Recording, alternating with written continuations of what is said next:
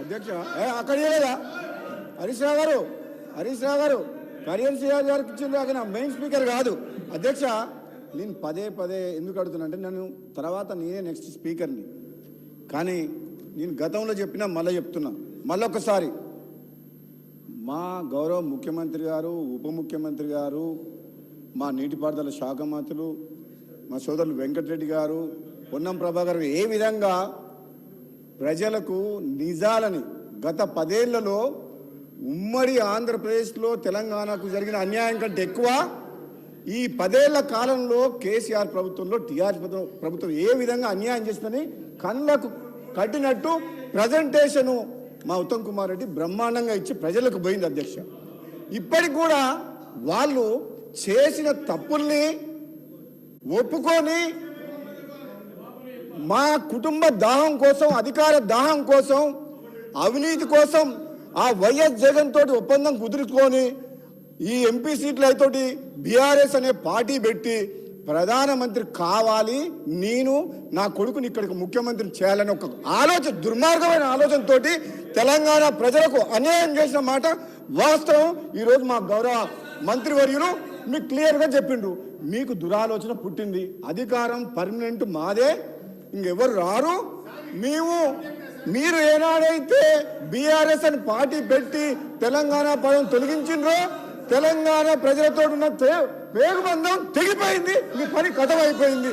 ఎందుకు అధ్యక్ష ఏం మాటలది? నోటికి వచ్చినట్టు అబద్ధాలు ఆడుతున్నారు.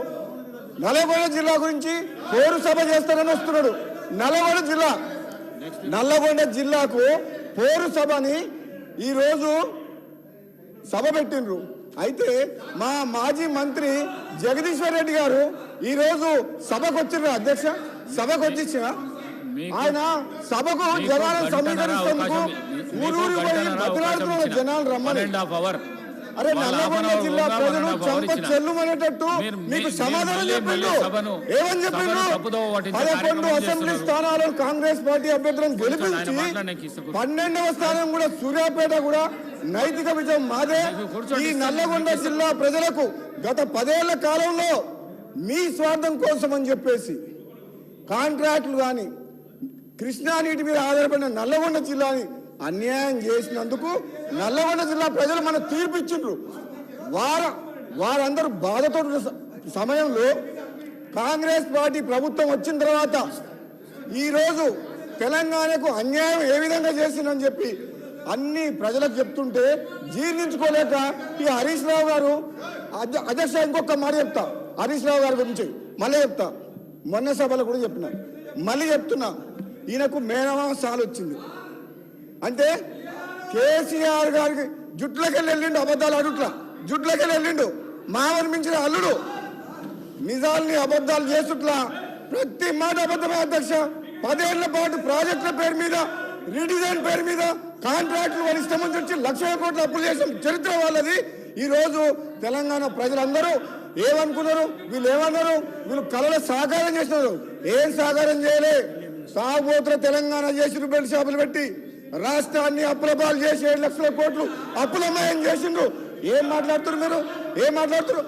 తెలంగాణ ఇచ్చింది కాంగ్రెస్ పార్టీ, తెలంగాణ ఇచ్చింది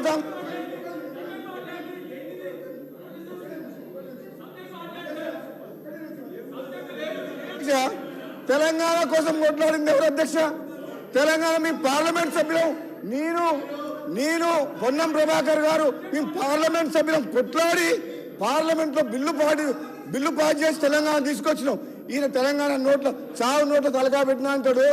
100 మంది 1000 మంది చనిపోయింది, కానీ కేసీఆర్ కుటుంబంలో ఎవరికైనా కాలికి దెబ్బను రాకిందా? ఇట్లా గీత పడ్డదా?